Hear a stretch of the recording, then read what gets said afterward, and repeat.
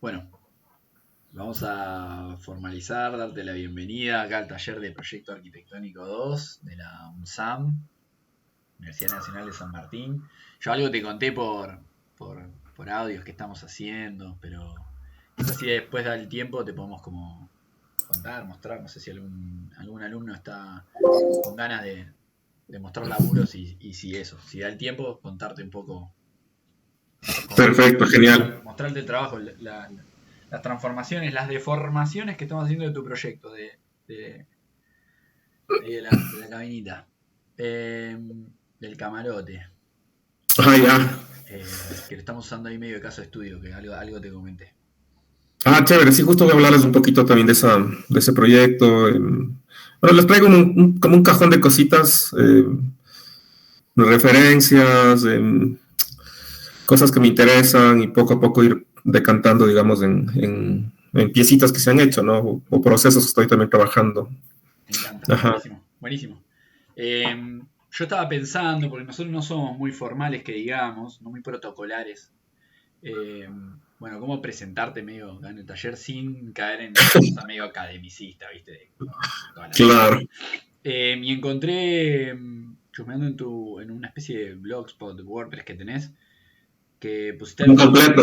un título que se Sí. llama Hoja de Vida, que es como un brief muy chiquitito que estaba buenísimo, que si me dejas lo voy a leer para presentarte. Bueno. Que es una presentación que hiciste vos, así que yo no inventé nada nuevo. Está Sebastián, bien.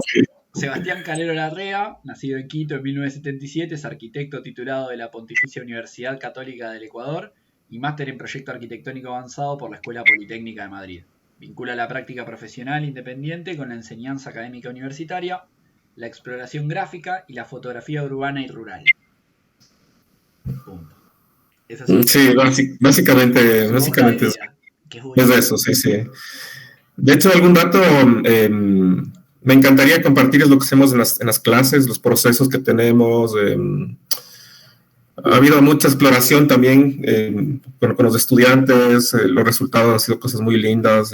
Algún rato sería genial compartir también eso, para aprender también de ustedes y mutuamente, ¿no? Dale, adelante. Sí. Um, Bueno, bienvenido y gracias por estar, por el tiempo. Perfecto. ¿Quieren que arranque ya? Entonces, únicamente presentar ahora tengo que darle, ¿no? A Sí, ver, exacto. una ventana. ¿Sí? Y de ahí una ventana. No utilizo mucho este Google Meet. De ahí tengo que poner una ventana. Exacto, si pones una ventana y vos ya tenés no sé si tenés una presentación en PowerPoint, si ya tenés abierto el PowerPoint, te daría la opción de entrar. Si no, directamente es como compartir pantalla y veríamos todo lo que tengas, o sea, todo donde te estés moviendo en tu pantalla en el momento, en vivo. Ok. A ver.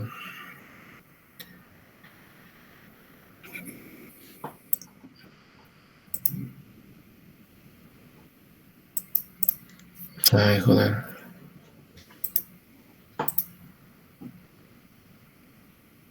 No me aparece el PowerPoint. Eso, yo entiendo, el PowerPoint lo tenés que tener ya abierto Sí, sí, está abierto, pero. y si no, la más sencilla, la que no falla, es la de compartir directamente, ya te digo, la que hice toda tu pantalla. Si no, a veces funciona abrir el PowerPoint como en Google en vez de abrirlo independiente, digamos. No entiendo por qué no me sale la.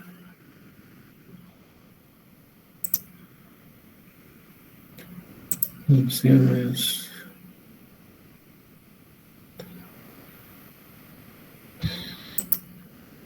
Una ventana.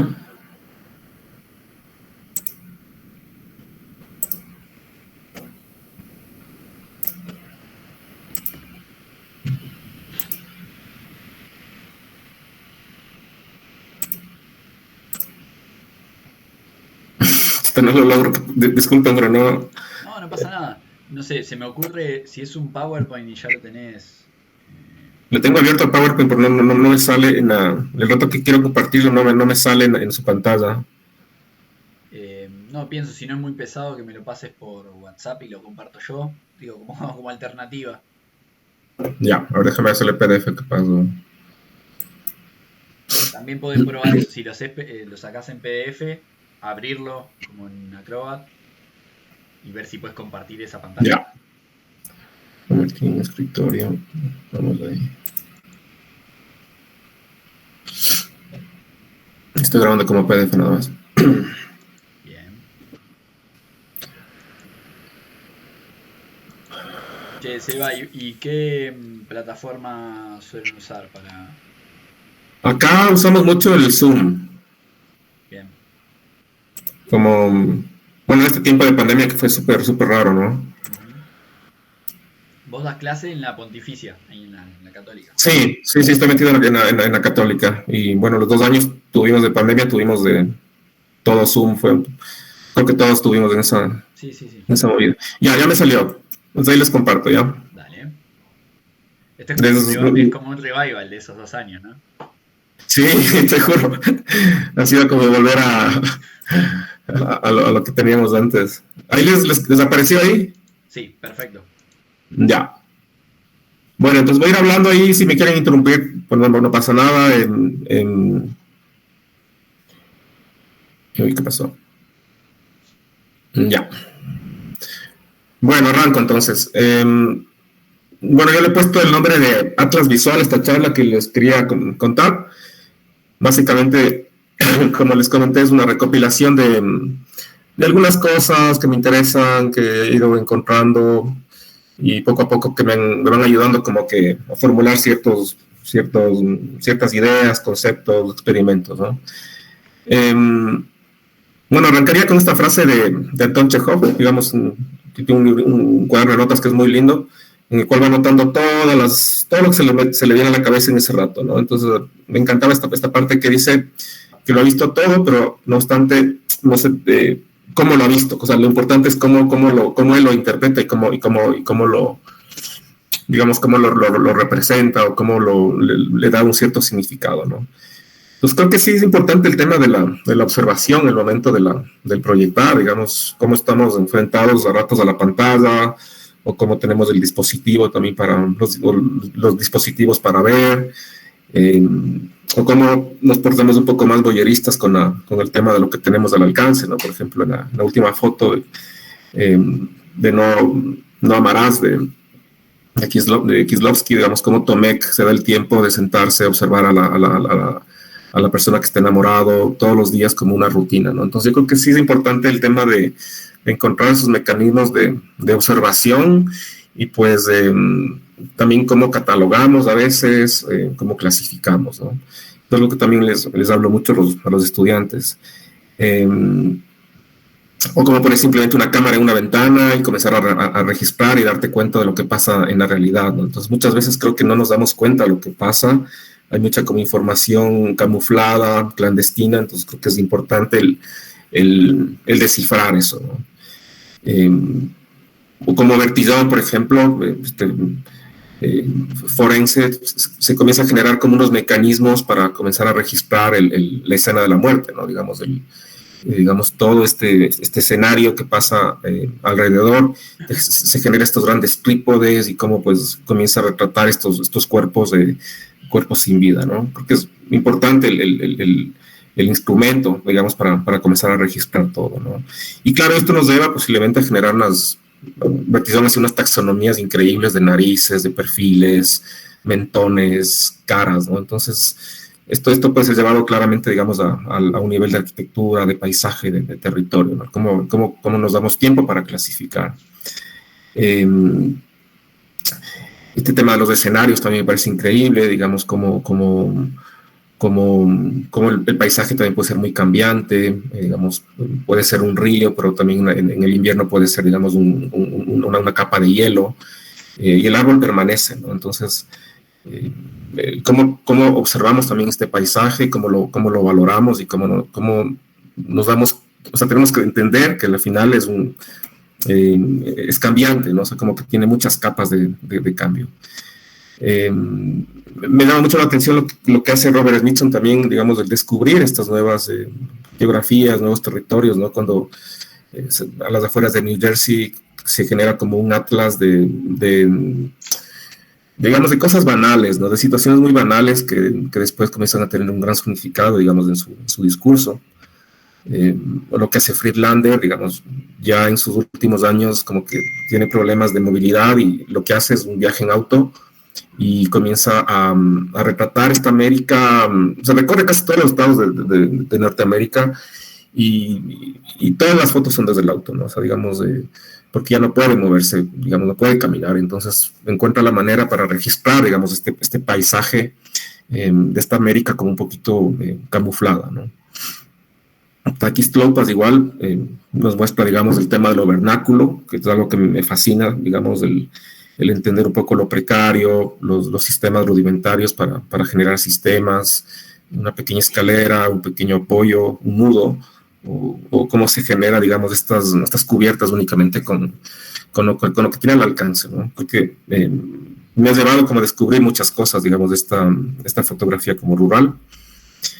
O lo que hace McGowan, que se sube a una avioneta y comienza a retratar, a fotografiar todo el paisaje que no vemos, ¿no? Digamos, las líneas que dejan los autos en la nieve o posiblemente los cultivos, los grandes cultivos, digamos, en Texas, ¿no? Que parecería, no sé, o sea, como unas abstracciones, pero en realidad es lo que está presente, digamos, en el territorio y no lo vemos. Me interesa también mucho el tema de los viajes, el cómo vas recorriendo, vas generando rutas y cómo te das el tiempo también de anotar, ¿no? Digamos, lo que hace Sverfen, que se va, digamos, a Marruecos, un viaje que le cambia la vida, comienza como a descubrir texturas, colores, ¿no? Arquitecturas que de alguna manera le comienzan a influir. Y claro, uno también va como recopilando bajo la mirada, digamos, el tema de las texturas, las microescalas, como que vas descifrando, digamos, los colores de la humedad, digamos, los fragmentos de la piedra, ¿no? Porque es algo que también me comienza como a apasionar mucho. También creo que estoy como entendiendo, digamos, cómo mapear un territorio, porque es un camino largo, en el cual también se entrecruzan mucha gente, como una capa inmensa de referencias, ¿no? Pero tomando un ejercicio, tomando una foto de vertigón, que la toma desde los trípodes, como esta foto comienza a tener un montón de información, ¿no? Y de alguna manera me sirve para comenzar a descifrar un lugar posiblemente, ¿no? ¿Dónde debo intervenir?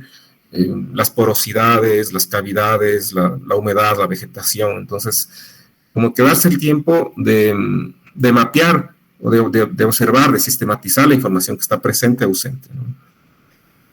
Perdón. Así también en los procesos creo que me interesa, digamos, relacionar también con cosas, ¿no? Es como una película compleja el proyecto arquitectónico y cómo van apareciendo también otro tipo de referencias, ¿no? En este caso el cine, como en este cortito de Buster Keaton, digamos, a esta pareja de recién casados les regalan una casa prefabricada, pero el exnovio de ella le altera unos números de la codificación y el resultado es un monstruo, ¿no? Es una casa rarísima que no tiene ni pies de sentido, pero a la final se está reprogramando y se está como que dando otro significado, ¿no?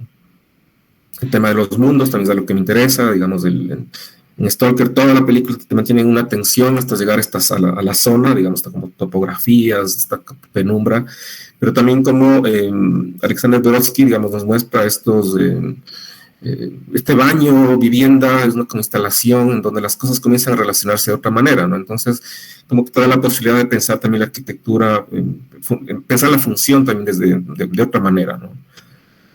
Me interesa también un poco el tema de la escala, el peso del edificio, la levedad, el gato de Giacometti versus el Leviatán de Anish Kapoor, digamos, como son tan diferentes. O sea, el gato es una pieza chiquita, el Leviatán es una pieza enorme que está en el Gran Palacio, y el peso, el vacío, me comienza a interesar mucho en la arquitectura eso, o estas pequeñas intervenciones de Rachel Whitehead, como por ejemplo embalsama objetos sin importar la escala, ¿no? digamos, una funda de agua caliente versus este galpón. Entonces lo embalsama de hormigón y, digamos, o lo embalsama de resina y te muestra también el peso del edificio, ¿no? O como Damián Ortega, digamos, deshuesa un auto, que para mí es arquitectura. O sea, al final el objeto arquitectónico puede ser visto también desde esta parte, ¿no? La unión de muchísimas piezas, entendiendo esqueleto, entendiendo piel, micropiezas. Entonces es como que así de compleja es la arquitectura al final, ¿no? O el mínimo gesto, digamos, de Richard Serra, el doblar una placa de metal. Y los verbos, ¿no? Creo que es importantísimo el entender los verbos, las acciones, o sea, todo este listado de verbos que se hace Richard Serra en los años 60 para comenzar a intervenir en la materia, ¿no? Bueno, entonces en mi caso me he ido armando como un atlas de situaciones. He tenido la suerte de vivir entre, bueno, la capital, que es Quito, y Guaranda, que es una ciudad pequeñita que está en el centro del país. Aproximadamente de distancia son unas 4 horas y media. He viajado toda mi vida, mi familia vive allá. Siempre digo, he tenido la suerte de vivir entre estas dos ciudades porque a la final es un trayecto que uno va descubriendo un montón de cosas, ¿no? Digamos, geografías, texturas, colores, gente, dialectos, espacialidades raras que no tienen un nombre, ¿no? Entonces, para mí ha sido es una ruta que me enriquece todo el tiempo y cada vez que voy descubriendo algo más, me paro, tomo una fotito o por ahí dibujo algo, dependiendo también de qué tan empleado estoy en el viaje, ¿no? Pero básicamente, tomando también como referencia lo que hace Smithson, digamos, del tema de generarte un muestrario de situaciones, ¿no? Digamos, el entender el puente inacabado que seguramente pasó un tráiler y le desarmó y tuvieron que le vale otra vez, o la casita totalmente precaria y versus el basurero que es totalmente de plástico y cosas así, ¿no? Las nuevas geografías del paisaje postindustrial, como pantón que la gente se inventa, ¿no? De ir mezclando colores, objetos, acumulaciones de piezas, en fin, como que he ido armando como una serie de referencias que al final me van ayudando para armar también ciertos conceptos, ¿no? También me he dado el tiempo, por ejemplo, de una foto que encuentras, darle como una codificación o hacer ejercicios a partir de lo que se observa, ¿no? También con el hecho de que la mente también está como que trabajando, creando y generando como unos códigos. También, bueno, voy generando estos como monstruitos, son como una serie de ensambles, de cosas que voy viendo, las voy juntando, me voy imaginando, a lo mejor son proyectos que nunca se harán, o son como incubar cosas en unos modelos gráficos, ¿no? Como a manera de imaginarios seguramente, pensando mucho otra vez del tema del peso, tema de la estructura, la piel, la deformación y la alteración, ¿no? Entonces tengo como una colección de cosas que algún rato tendré que ver qué hago, ¿no? Me emociona muchísimo el tema de los mapas también, entonces cómo voy juntando todo. Pero así también, digamos, me interesa el tema de la microescala, por ejemplo, coger una hoja y dejarle con el paso del tiempo, comenzar a medirle, comenzar a entender el interior de la hoja, el dibujarle, el entender que puede tener una trama, ¿no? Una estructura, ¿no? una subestructura, el generar acercamientos, el meterte dentro de la hoja y conocer todo ese mundo, ese universo de situaciones que van pasando, también encontrar, digamos, la manera de representarlo, que es también lo que me interesa, ¿no? Hasta un punto de generar mapas, posiblemente, como ciudades, como organismos vivos, y que posiblemente me va generando igual como una taxonomía de nudos, y que estos nudos pueden volverse como unas piezas como operativas, ¿no? Ya básicamente en el proceso de diseño, y también un poco tomando lo que hace Richard Serra con la materia, digamos, me interesan unas ciertas acciones con unas ciertas palabras claves, ¿no?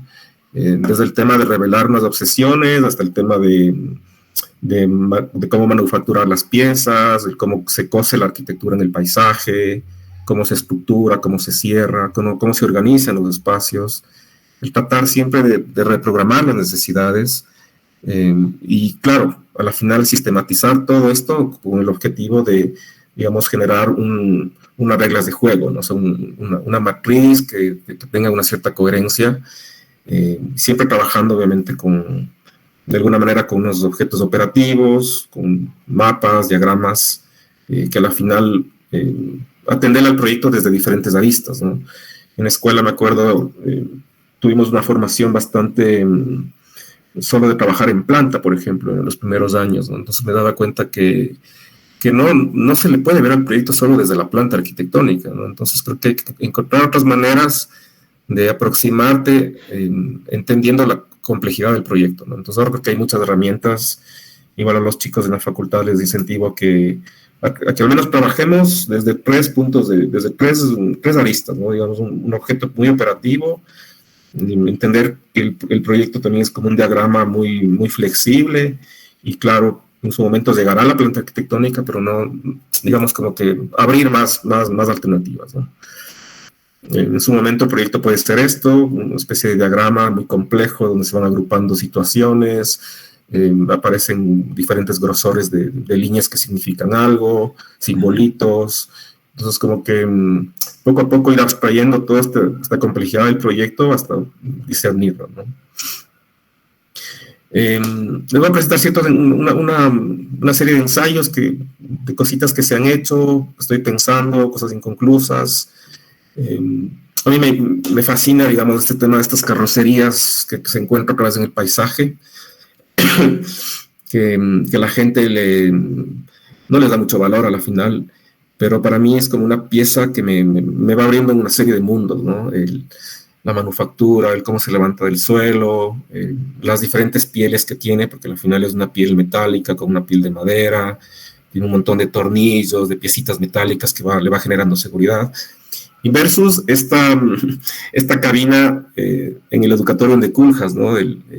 Que me imagino que va a ser carísimo, con esta madera como laminada, que le dan esta forma como de elipse, súper complejo, pero que a la final tiene una falla, ¿no? Digamos, a la final el aire acondicionado es una manguera totalmente inesperada, que está adjunta, digamos, a la puerta, ¿no?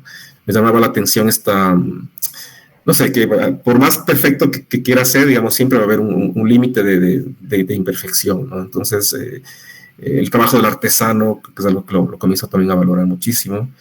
Y a partir de esta pieza, pues hace algunos años hice una pequeña casita, tomando como referencia, digamos, esta idea de los cajones, el tema de la observación, cómo la ventana podría tener, digamos, otra como simbología. De las fotos de la película Noé y Albino, que igual les recomiendo, una película muy linda, filmada en Islandia, digamos, como el tipo es un tipo muy raro que tiene este dispositivo para pasar las películas como en los años 80, ¿no? Una película preciosa. Entonces, bueno, el resultado es esta cajita de madera muy ligada también a la manufactura de los cajones, en donde se utiliza la duela de eucalipto, una piecita muy vinculada al paisaje, donde el baño tiene, digamos, unas condiciones de transparencia, la casa se adapta, digamos, a una topografía, hemos ido creando como un jardincito poco a poco, la madera le tratamos de darle el cuidado, es muy difícil, pero claro, por la humedad, y al final es un cuartito con un baño, entonces como cajoncitos que se van metiendo las cosas, muy ligerito todo, donde pasa la luz, ¿no? Así también en el campo tenemos una pequeña, en la montaña tenemos una pequeña parcelita. En la pandemia decidimos generar un pequeño mirador para ir a tomar un café en las tardes con mis papás, con un montón de cosas recicladas, ¿no? Digamos, puertas recicladas, chapas digamos, igual recicladas, madera muy económica que te encuentras en el lugar. Entonces, se va agarrando como una serie de imaginarios, de entender la pieza, cómo se puede adaptar a la montaña. La idea de llegar a lo más alto, ¿no? Porque es en una zona que es como un gran mirador. Y bueno, el resultado es algo muy precario, seguramente algo todavía muy infantil, autoconstruido, pero se ha vuelto como una piecita de ensayar cómo la arquitectura se puede meter en la tierra, cómo puedo combinar diferentes materiales nuevos y viejos, cómo estamos ahora tratando de ampliarle, pero tratando también de entender que las patas pueden ser, cómo eliminar, digamos, esta idea de columna, ¿no? De resetear esta idea de columna y seguramente entender que los apoyos sean unos trípodes. Bueno, es una batalla constante con mis papás porque, claro, ellos quieren hacerlo lo más práctico, lo más rápido, y yo por el otro lado tratando de complicarles la vida, ¿no? Entonces, es una pieza muy chiquita, pero en serio, le tengo tanto cariño como que me ha ayudado a descubrir cosas, también me ha pegado mucho también a mi papá, porque todo lo autoconstruimos entre los dos, con un maestro más. Pues el hecho de llevar la madera hasta arriba, de hacer un hueco sin taladro porque no tienes luz, inventarte, ¿no? Generarte la posibilidad de hacerlo, ¿no? Sigo también, bueno, estoy haciendo una pequeña vivienda mínima también con esta idea de los cajones, un poco también retomando estos como caballetes o estas como estructuras más ligeras de Jean Prouvé, viendo cómo se podrán dar mayor flexibilidad, tratando de entender al detalle las piecitas de cómo que tengo que mandar a manufacturar seguramente. Es un proyecto que está parado algunos años, que un rato lo haremos, o sea, encontrar el financiamiento y lo haremos, ¿no? O de un pequeño mueble que también ligado al tema porque todo va en cadena al final, todo se va como que acumulando, ¿no? Un pequeño mueble muy ligado también al tema de los caballetes, las estructuras ligeras, un pequeño mueble que se tiene que adaptar a una pequeña casita, que es un mueble biblioteca, y bueno, el resultado tiene que ser un mueble muy operativo, donde la estructura también es la arquitectura, que topa, levita, y que apenas roza, digamos, la arquitectura nueva, ¿no?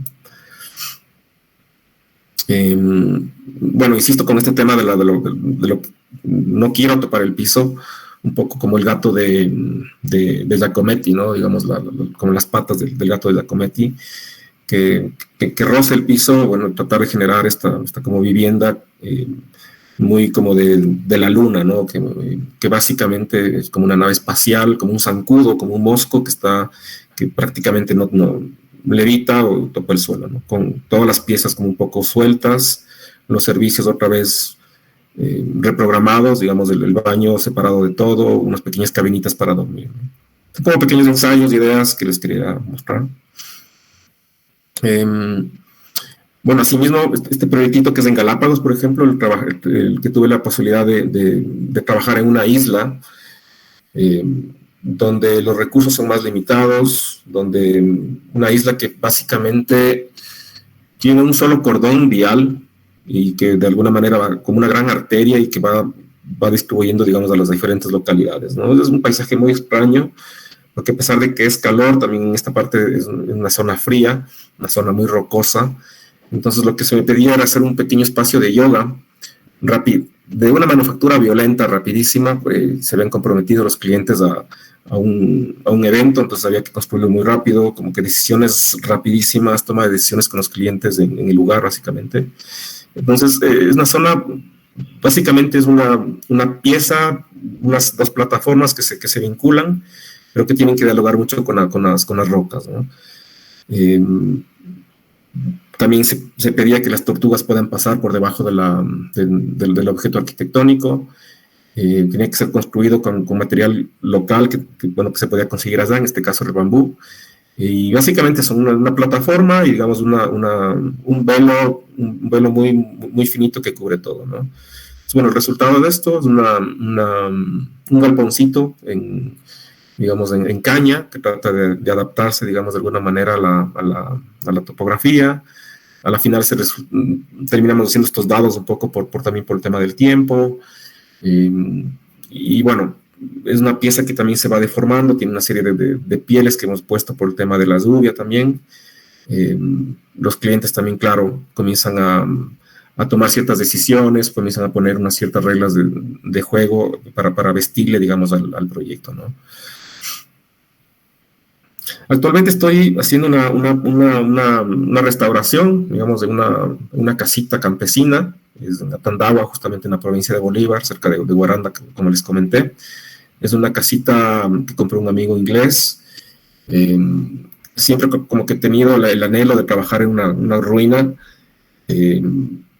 A la final es un tema muy, muy complicado, muy complejo, que resulta muy caro el entender una preexistencia, el cómo tratar de mantener la historia de la casa, pero claro, en este sentido tuvimos que desarmar toda esa estructura que estaba ya cayéndose, rescatar ciertos elementos, ciertos componentes, entender los muros, ¿no? Entender la complejidad de los muros, por ejemplo, que tocaba refaccionarlos, cómo podía aparecer esta idea de, pues, posiblemente de montar una nueva estructura manteniendo los muros, que no topen los muros, en otras partes que los muros se trabajen con la estructura, en fin, como que van apareciendo una serie de pequeñas reglas de juego para entender, digamos, una arquitectura local, que no se pierda, digamos, la esencia de una arquitectura local, que es lo que me interesa mucho, ¿no? Trabajar también con la ruralidad, con la gente, con el campesino.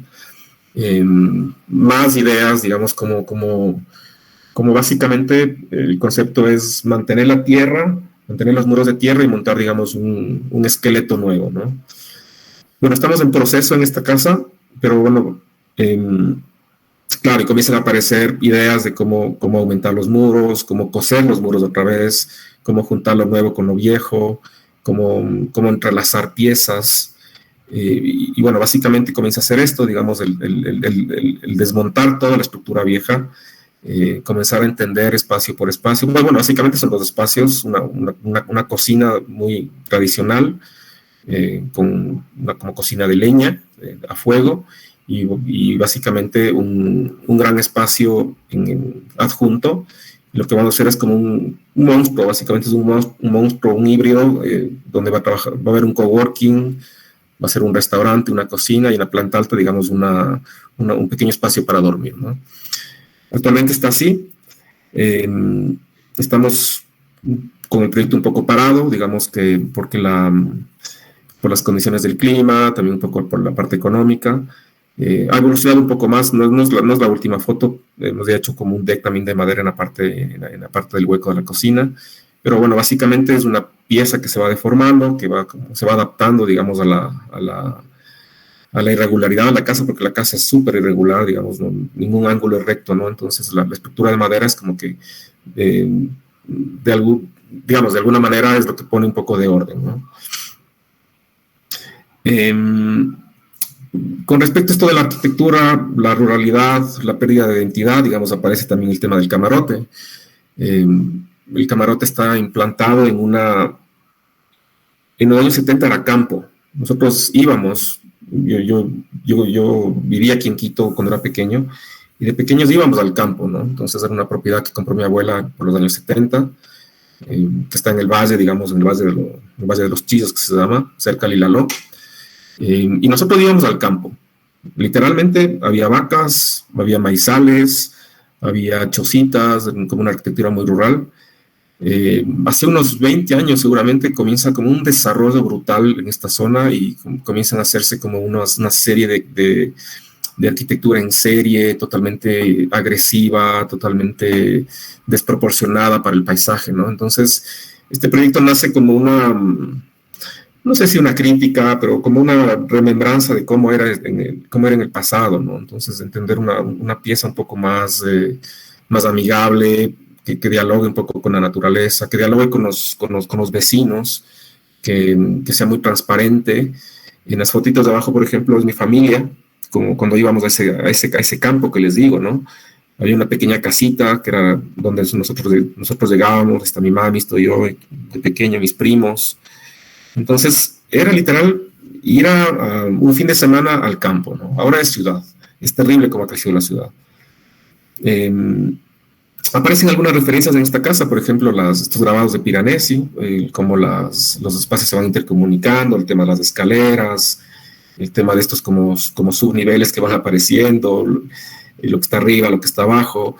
Pero también, claro, aparece esta idea otra vez del tema de la madera, el tema de los cajones que me interesa mucho, el tema del basamento, el tema del peso, la montaña de fondo, ¿no? Entonces, como que poco a poco se va armando como un mundo de situaciones, ¿no?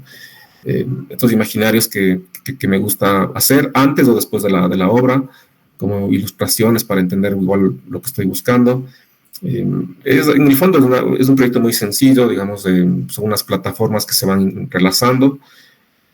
Tuve que desconectarle del piso por la humedad. Hay muchísima humedad en esta parte. O sea, cuando llueve se generan unas piscinas increíbles en el piso. Entonces, todas las casas de mis primos tienen unos problemas de humedad terribles. No quise pecar de eso, entonces decidí levantarle la casa para que no haya problemas, ¿no?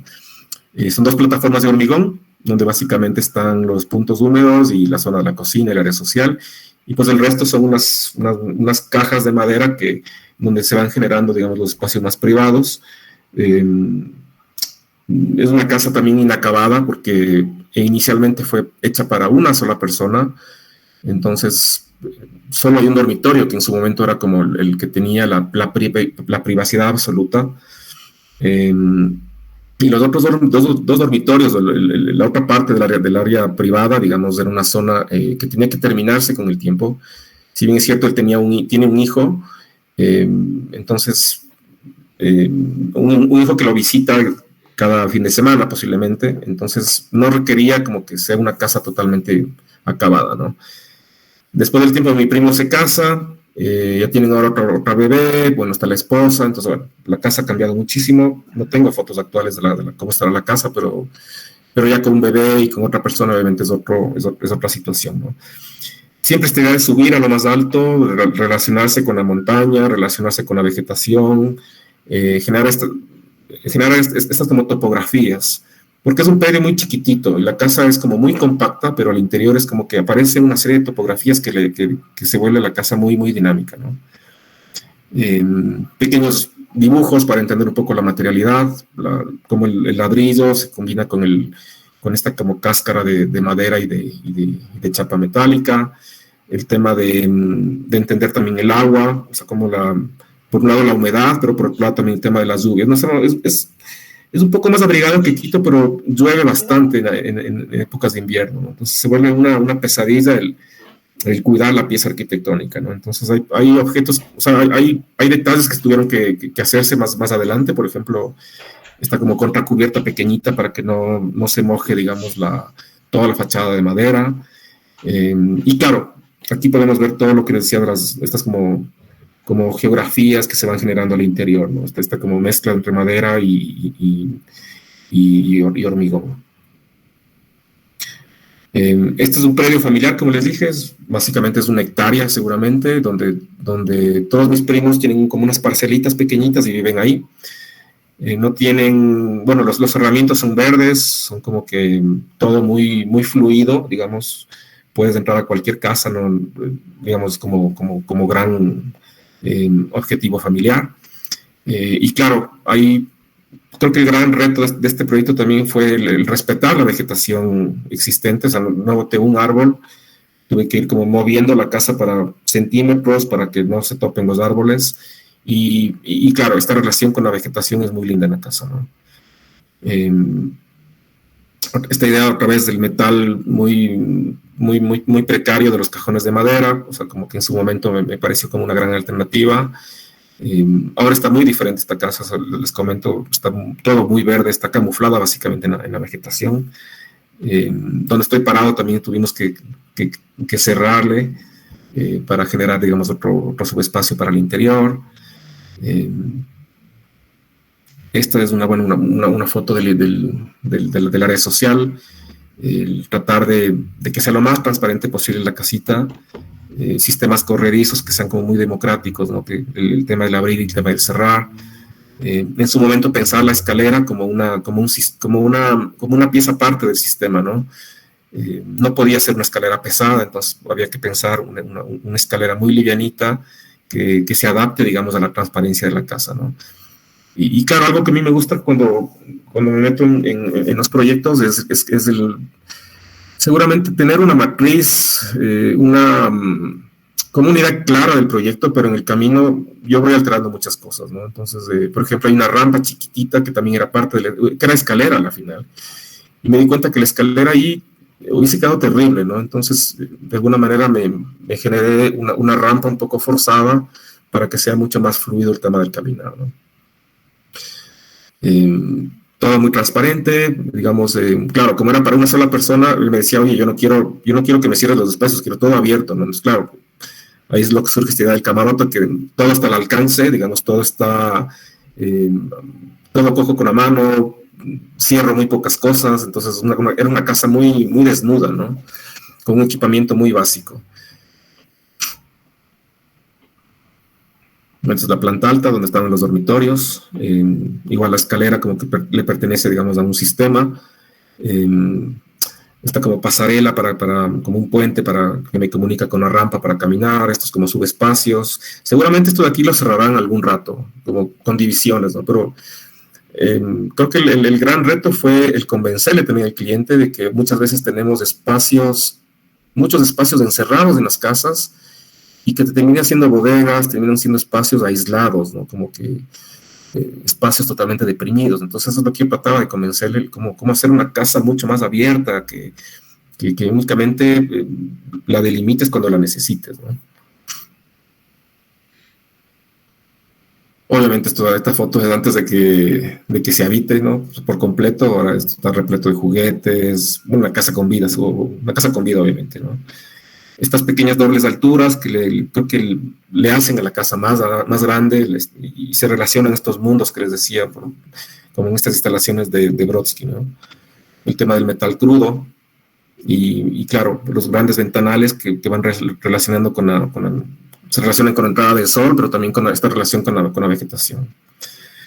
Es una casa que igual me dio la oportunidad de tallar muchas cosas, el entender un mobiliario, el entender, inventarme piecitas, con esta misma pieza junto esta como plaquita de PVC, pero también junto el perno, junto la madera. Entonces fue como un descubrimiento, ¿no? el ir descifrando detalles.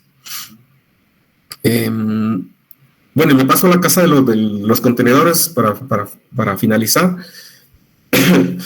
Digamos, una casa bastante... es como un Land Rover, básicamente, ¿no? O sea, es una casa muy utilitaria, resistente, es totalmente diferente a lo que les he mostrado. Digamos, es una casa metálica, como un gran taller, ¿no?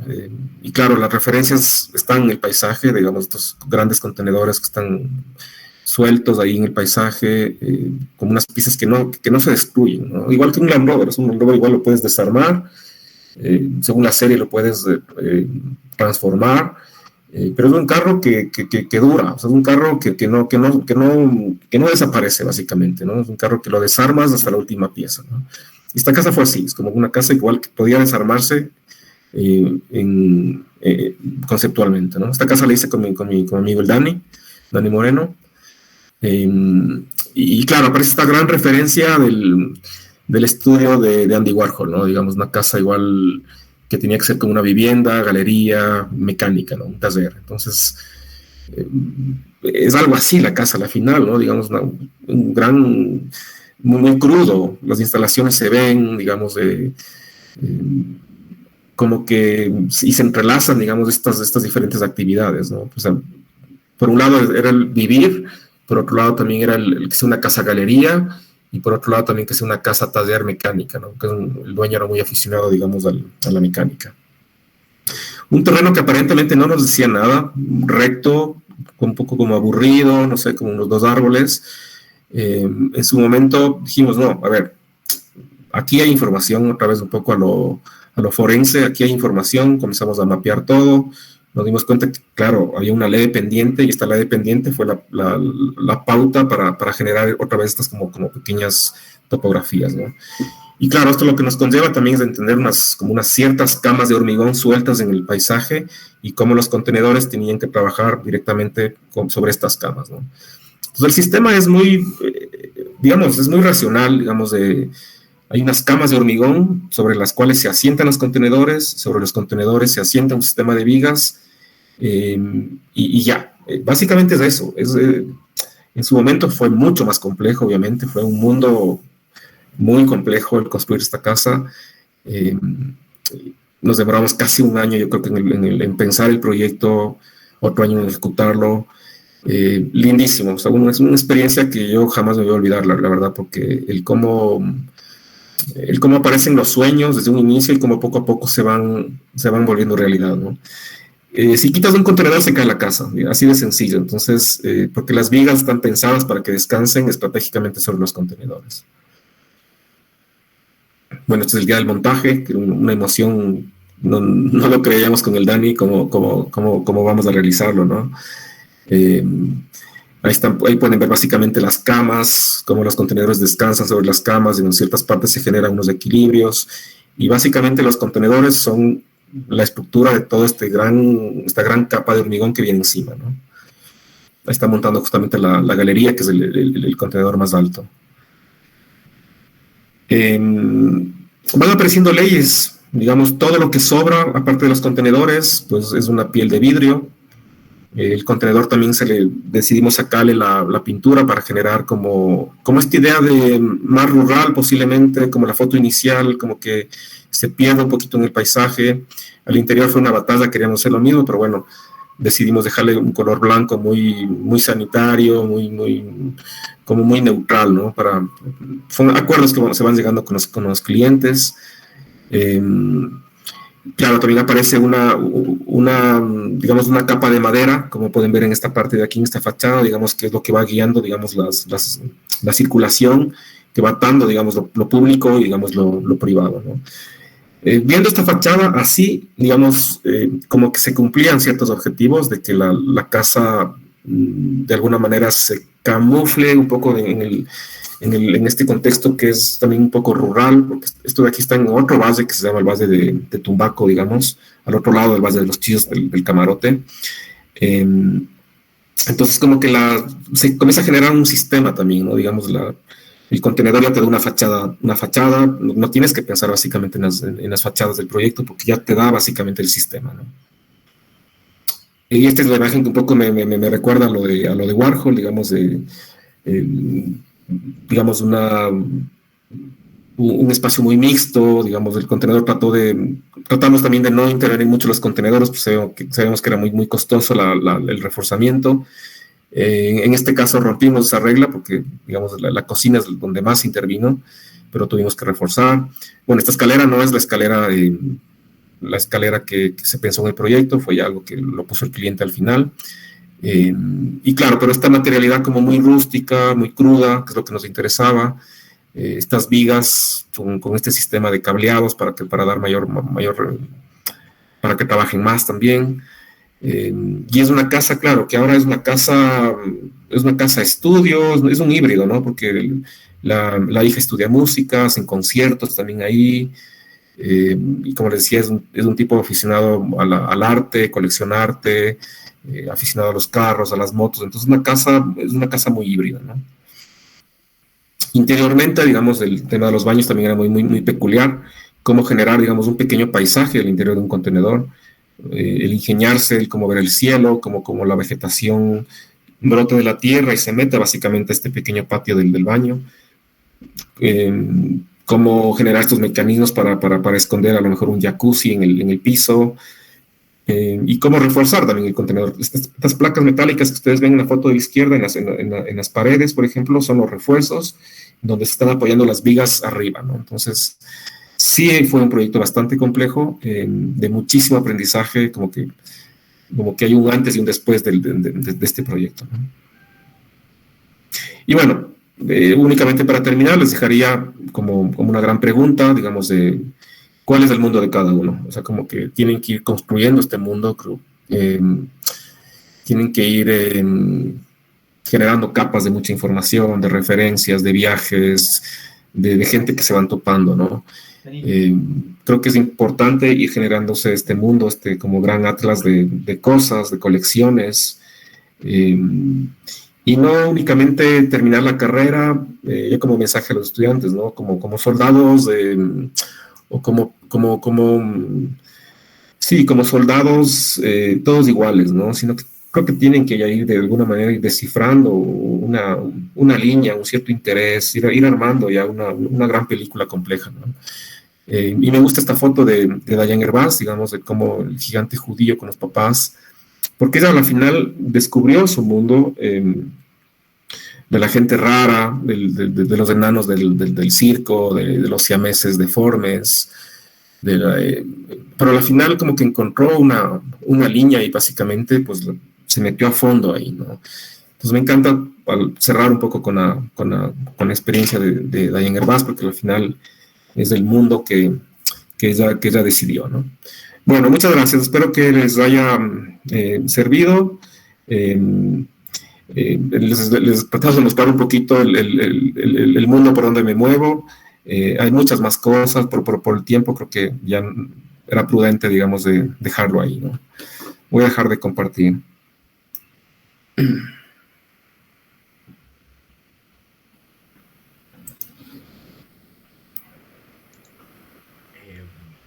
Buenísimo, Seba. Muy bueno. Muchas gracias por Bueno, me alegro que les haya gustado. tu mundo, tu bitácora de cosas, pensamientos, de arte que consumís.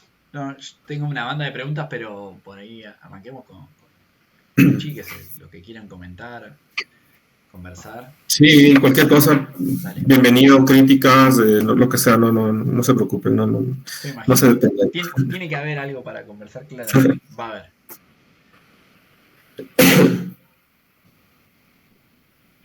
Buenas. Yo quería me pareció muy interesante una foto de la estructura así desnuda del edificio. Y yo en la foto que miraba, tipo, no se miraba mucho, no se apreciaba mucho el tema de los sistemas, sino como los espacios, pero ver esa foto de que solo se ve la estructura tectónica me pareció como muy interesante. Que no esté completamente tapada. De la Casa Camarote. Ah, Camarote, sí. Me hubiese gustado a lo mejor mostrarles más fotos del proceso. Fue igual una casa, como les dije, que fui descubriendo cosas en el proceso constructivo. O sea, fui descubriendo espacios que a veces el 3D o un plano, un corte no te da, ¿no? Entonces fue como ir entendiendo también esta estructura que se va montando sobre estas como camas de hormigón, ¿no? Como mesas de hormigón, perdón. Entonces fue un descubrimiento. Las pieles de metal, por ejemplo, son un descubrimiento al final. No estaba pensado para cubrirle con metal. Al final creo que fue un acierto, pero también un desacierto, porque la casa es fría, por ejemplo, ¿no? Por temas de economía no hicimos dobles paredes de madera. Errores que uno va cometiendo a veces que tienes que ir reparando, digamos, en el futuro, ¿no? Pero sí, es un sistema al inicio muy desnudo totalmente la casa. Así se pensó como un sistema desnudo, muy abierto, todo muy democrático. Pero como les comento, ya las condiciones familiares son otras. O sea, mi primo se casó, ya tiene otro bebé, seguramente tendrán otro bebé. Me dijo que quería hacer rellenar los pasamanos con bambú. Dije, haz lo que tú quieras, es tu casa, ya yo llego hasta un punto a la final, ¿no? Entonces, a pesar de que él captó muy bien el mensaje de la casa, entonces, pero ya con un bebé, por ejemplo, ya es más complicado, ¿no? O sea, el tema de la seguridad, es como, o sea, doble altura, seguramente no sé qué harían, la verdad no sé qué harían, pero bueno, ya me toca convivir con eso a la final, porque no son los que habitan la casa.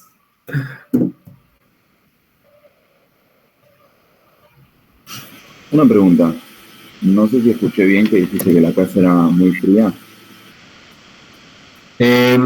La casa es fría, sí, tiene problemas de temperatura un poco.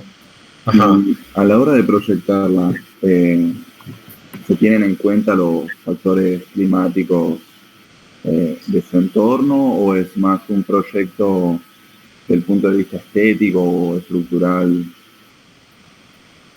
Sí, bueno, un poco por economía, teníamos los recursos bastante limitados, no pudimos hacer como unas cámaras una doble pared básicamente con un aislante, ¿no?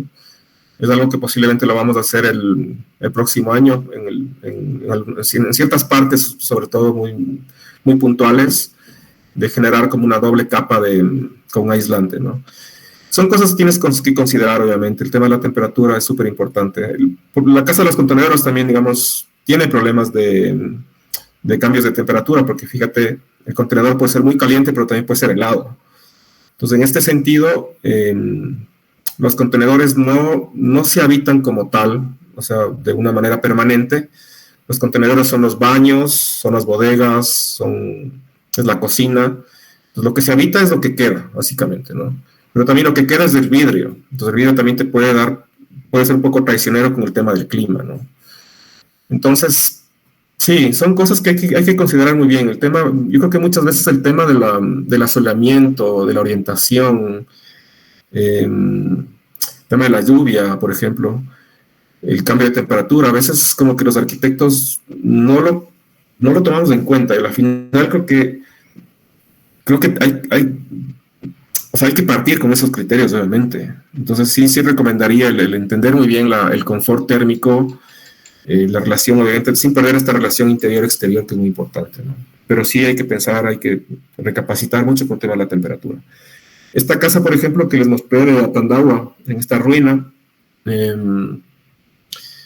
Atandahua es frío, es como una zona rural y es fría. Y aquí vamos a prever todo el tema de la temperatura. Vamos a hacer muros de tierra, pero también vamos a tener que poner aislante en el interior, porque puede ser helado. Y como la casa es súper alta, entonces también tenemos que tener un tema va a haber una chimenea que va a estar constantemente calentando toda la casa, ¿no? Entonces, en esta casa sí hay que pensar muy bien el tema de la temperatura. Por cierto, los muros son gordos, pero también hay que cerrar todo ese gran esqueleto que les mostré. Y el cerrar es costoso, porque el cerrar va a haber mucho vidrio también. Seguramente tendremos que hacer doble capa de vidrio, todo eso es costo. Pero bueno, son riesgos, complicidades que también uno va trabajando con el cliente, ¿no? Ok, gracias. ¿Puedo hacer una pregunta? Claro. Hay algo que me llamó la atención en una de las casas que quedaba súper abierta con un ventanal enorme de vidrio. No sé bien cuál era. Pero me llamó la atención que era un ventanal muy grande de vidrio y arriba tenía el techo que sacaba un voladizo. ¿Cómo hace ese ventanal enorme de vidrio para sostener ese techo arriba? Porque era muy grande. ¿Cuál sería? ¿En el camarote me estás hablando? Puede ser, no recuerdo el nombre. Había una que quedaba como muy transparente y se veía mucho lo de adentro. De los primeros proyectos que mostró, de los últimos. Así No, uno de los últimos. ¿De los contenedores podrá ser? O el anterior. A ver, déjame ver. Pues no sé, a lo mejor tendría que verle la foto específica que me la muestras, pero no sé exactamente a qué te refieres. ¿Querés volver a compartir, Sebastián? Pasar medio rápido a ver si la encontramos. Ya. ¿Será la casa de tu primo? Me parece que es ese proyecto. Sé que era uno de las últimas fotos, pero no recuerdo. Creo que era la anterior a la de los contenedores. Ay, otra vez no se abre, no sé por qué.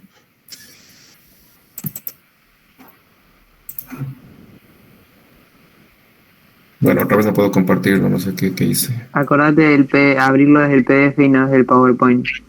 Sí, está abierto el PDF. Ah. Si no, Valentina, buscate vos ahora medio en Google, que está bastante publicada la casa del camarote. A ver, dale, lo busco. Esa imagen y de última la compartís vos. Sí, qué pena no puedo abrirlo otra vez del PDF.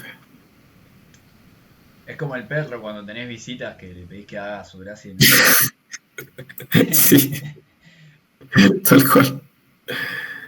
Qué pena, no puedo compartirte, no sé qué hice. Hagamos así, Valentina, buscala vos y mientras tanto si hay algún más, continuamos y después, si la encontrás, Valen, avisá. Dale, ahí estoy buscando la foto.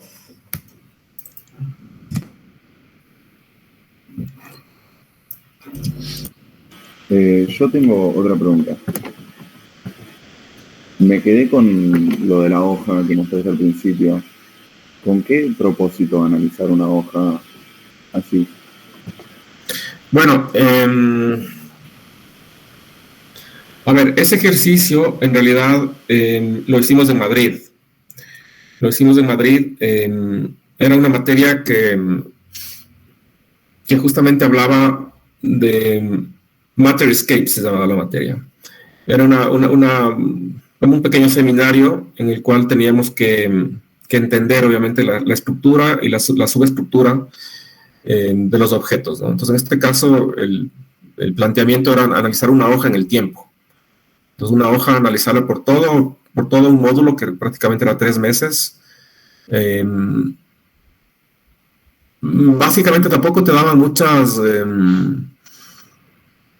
pautas, o sea, como recetas de qué tienes que hacer, ¿no? Entonces, básicamente, es también un proceso de descubrimiento.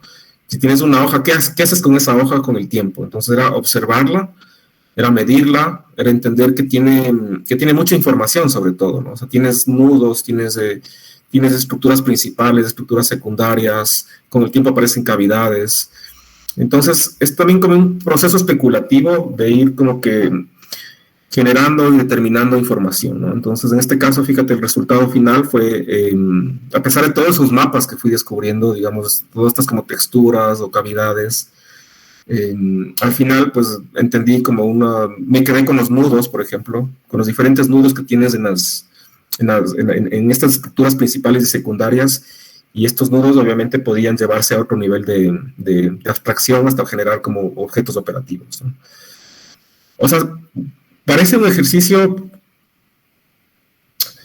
que no tiene mucho significado, pero te voy a ser súper sincero, a mí este ejercicio me cambió la manera de entender muchas cosas, ¿no? Me metió, por ejemplo, en este tema de entender la cartografía, en este tema de entender sistemas de representación, que puedes medir a tu manera, puedes representarlo, digamos, a tu manera, y como la cartografía, digamos, tiene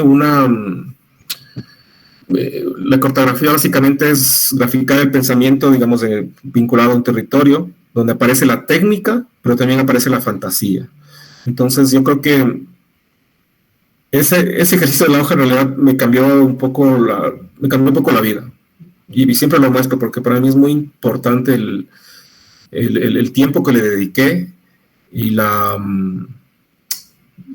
el aprendizaje, o sea, todo lo que aprendí en ese tiempo, ¿no? El no quedarte por vencido, el entender que puedes medir, puedes encontrar sistemas de medición generados por ti mismo, cambiar de escalas, el tema de las escalas, las microescalas. Entonces, a partir de eso, por ejemplo, comencé a fijarme mucho en las texturas, en las cavidades, en los agujeros, de gran escala y de pequeña escala, ¿no? Entonces, y eso también, si lo logras clasificar, hay gente que habla de eso, digamos, hay gente que habla de los espacios sin nombre, de los no lugares.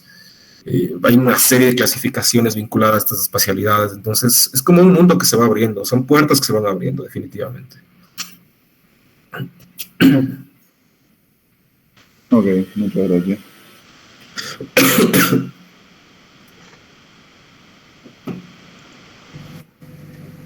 Sí, yo tengo, no sé si una pregunta, pero con lo que decías, a mí me recuerda mucho a lo de mapear lo inmapeable, que no se agarran como una media luna y estudian todas sus proporciones. Uh-huh. Y después con el concepto este que mencionabas del atlas o de la colección, un poco preguntarte cómo lo desarrollaste, ¿no? Como en un proceso. Si fue a base de, no sé, libros que te armaste, de tener una biblioteca y ir como estoqueando referencias, como el código. ¿Te refieres a los dibujitos de estos como objetos? ¿O a eso te refieres? Sí, un poco como de la colección de dibujos que, no sé, mencionabas ahora, como todo ese storytelling, sí, por así decirlo. Bueno, como te dije, todo esto nace también de esta ruta que he hecho toda mi vida, ¿no?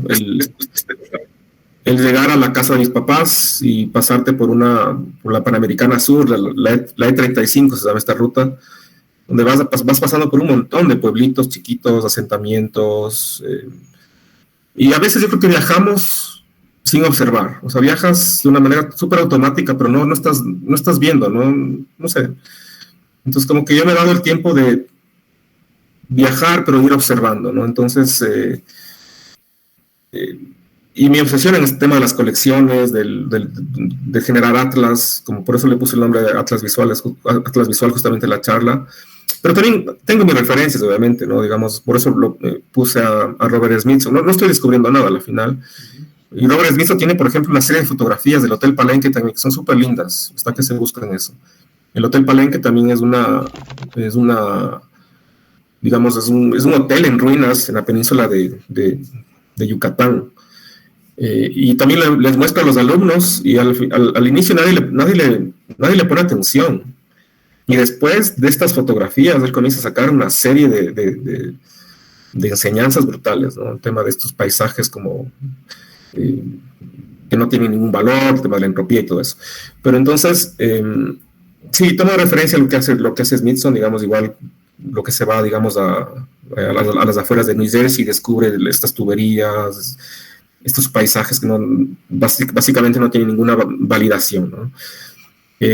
Posiblemente mi aporte, sí, es como que ir determinando lo que me interesa en el paisaje, digamos, por ejemplo, estas estructuras inacabadas, estas como patrones que se van dando en las montañas, por ejemplo, me parece increíble. Y sobre todo también la arquitectura anónima, que yo lo valoro muchísimo, la arquitectura del campesino. Digamos, en este trayecto estamos yendo a la Sierra Central, y estás también entendiendo una realidad diferente del país, ¿no? La capital es totalmente diferente a la provincia, me imagino que pasa lo mismo allá. Entonces es ir entendiendo y valorando, digamos, lo que hace el no arquitecto, que a veces hace unas cosas geniales, en serio. O sea, se generan unos sistemas constructivos que posiblemente pueden ser el boceto de algo, ¿me entiendes? Pueden ser la iniciativa para generar algo más potente, ¿no? Entonces lo que hago también es de eso. Hablo a veces con la gente, me paro, tomo una fotografía, cómo mezclan los materiales, fíjate. Te pueden mezclar una lata de metal con un ladrillo rústico, pero les queda precioso, ¿no? Entonces, no sé, es pararte, detenerte, observar, dibujar un poco. Y estos como monstruos, objetitos que voy dibujando también es eso, ¿no? Es como así es como un collage de muchas cosas que se va viendo, unas escaleras súper raras, con unas proporciones, unas fórmulas que no atienden a la fórmula simplemente, ¿no? Entonces me he vuelto un poco obsesivo en realidad con esos objetos, porque, y claro, en los tiempos libres dibujo, no siempre, o sea, pero cuando me siento como con ganas como una especie de terapia también, ¿no? O cuando no tienes trabajo, como comenzar para que la mente también esté un poco ocupada, ¿no? Sí. Pero eso es lo que les digo, ¿cuál es su mundo? También por eso les dejo esa pregunta también. ¿Cómo van generando su mundo? Es importantísimo.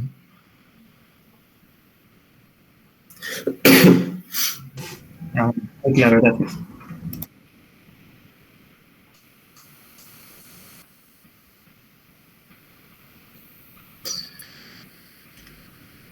Yo, profe, quería mencionar algo. No es una pregunta, pero me gustaba cuando mostrabas tus dibujos, que siempre, o en algunos, se veía como que dibujabas unos globos aerostáticos, o parecían eso, o yo interpreté que eran algo así. Y entiendo como que también cuando lo explicabas decías como que era siempre en búsqueda como que hacían los proyectos en búsqueda de esa altura, del lugar más alto. Pero nada, como que me gustó ese detalle.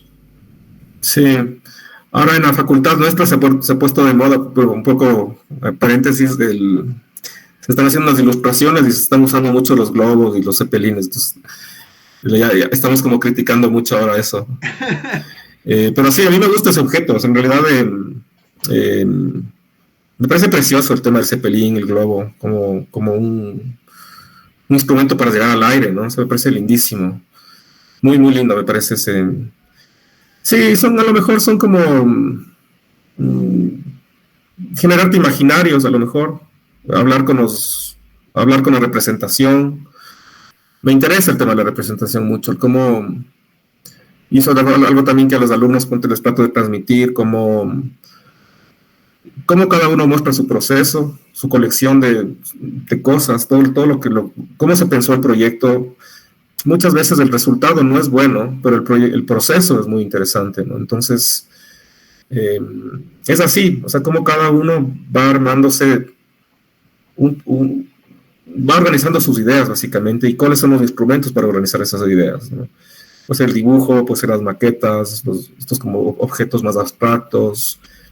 Ahora también se usa mucho el collage, el fotomontaje. Ahora tienen también el video, tienen las impresiones en 3D. O sea, hay muchas cosas. Entonces me interesa cómo ir ensamblando todo este proceso, ¿no?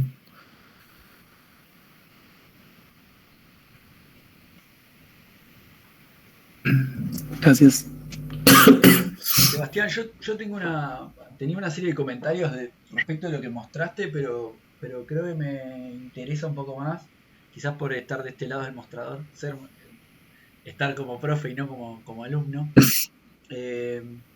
Respecto de eso que estabas comentando, ¿no? De cómo se va construyendo ese atlas, cómo esto de la relación entre los procesos y los productos se van concatenando. En esto que planteas, que le vas planteando a los alumnos ejercicios y van apareciendo como obstrucciones, casi en la manera de Stalker, ahí medio Tarkovsky, ¿no? Ir lanzando la cosa de a poco. Si esto de ir construyendo el atlas, ir capturando imaginarios, ir construyendo representaciones, problemas específicos que van surgiendo, son pautados en la academia específicamente de manera acumulativa, o son pensados de manera como separada, cada uno de esos como ejercicios, esos momentos de construcción del atlas. Digo, viendo un poco toda la colección gráfica que hoy estuviste mostrándonos, que está buenísima, pareciera que el ejercicio, no sé, de mapear una hoja tiene puntos de contacto con las fotografías en el trayecto rural, pero como son otros tipos de representaciones, podrían ser pensados como cosas autónomas.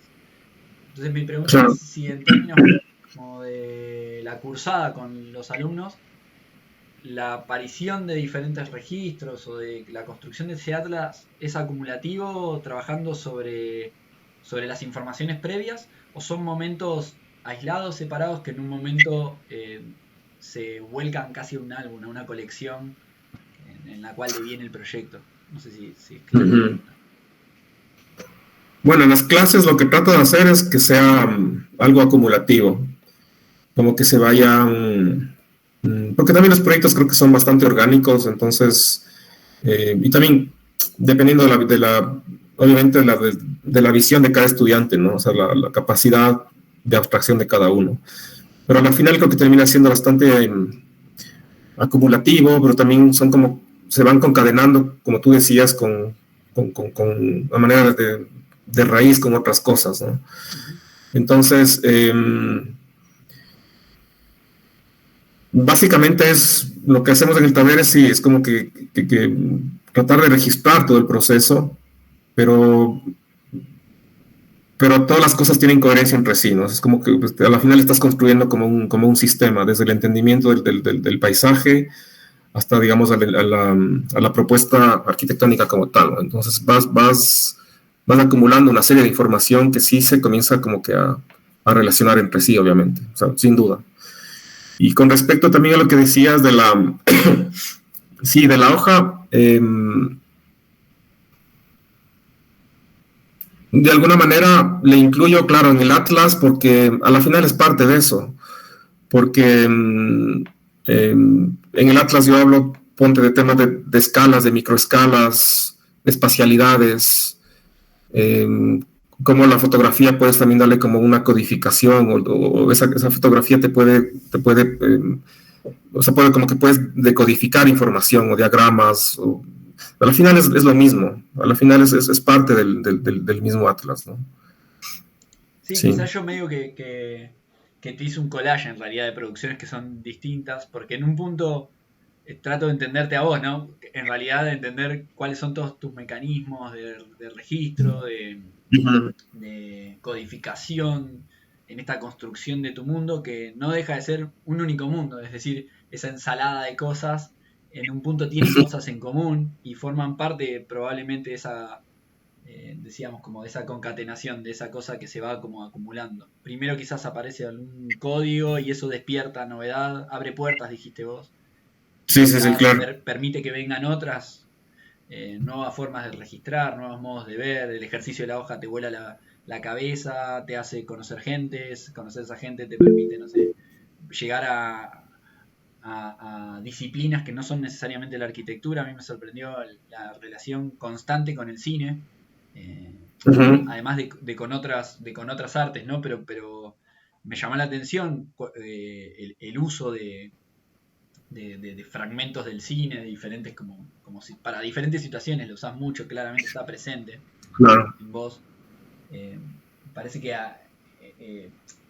mi pregunta es si detectás ese carácter acumulativo y si lo enseñás desde ahí, porque nosotros en el taller apuntamos principalmente como a la acumulación y no a desgranar ejercicios sueltos que después en un momento vuelven como a juntarse, sino entendiendo que sí hay obstrucciones, hay como restricciones que son cortas, pero tienen una coherencia, como vos decías, en la lectura del proceso, en donde al hacer un ejercicio nuevo, como por ejemplo hoy estamos lanzando un ejercicio, no olvidamos lo aprendido, es imposible como olvidar lo aprendido previamente. Claro. Y yo ahí a lo mejor te ponía una bonita referencia. Hay un texto es un texto de Miralles, de Enric Miralles, sobre un cuadro que hace justamente Alberto Giacometti. Seguramente no sé si lo hayas visto. Básicamente te habla del proceso creativo, ¿no? O sea, cómo se enfrenta el pintor al momento de dibujar un cuadro, un rostro, ¿no? Que no sabe qué hacer, o sea, no sabe por dónde poner la primera línea, y él lo que hace es mecánicamente como comienza a dibujar el rostro del hermano de Diego Giacometti, ¿no? Y poco a poco ese rostro le va dando forma como del cliente. O sea, el mensaje de este texto es que tenemos que a la final trabajamos sobre lo mismo siempre, o sea, no nos olvidamos del proceso anterior, ¿no? Entonces, implícitamente yo creo que los diferentes procesos que les mostré, o sea, de alguna manera se conectan entre todos, o sea, en algún punto se van conectando, ya sea el entendimiento de una estructura, el entendimiento de una piel, el esfuerzo para generar como un sistema que tenga como relación, ¿no? Entonces creo que los procesos, sí, como tú dices, no se pueden dejar a un lado y comenzar otro y olvidarse, ¿no? O sea, estamos trabajando sobre describiendo básicamente.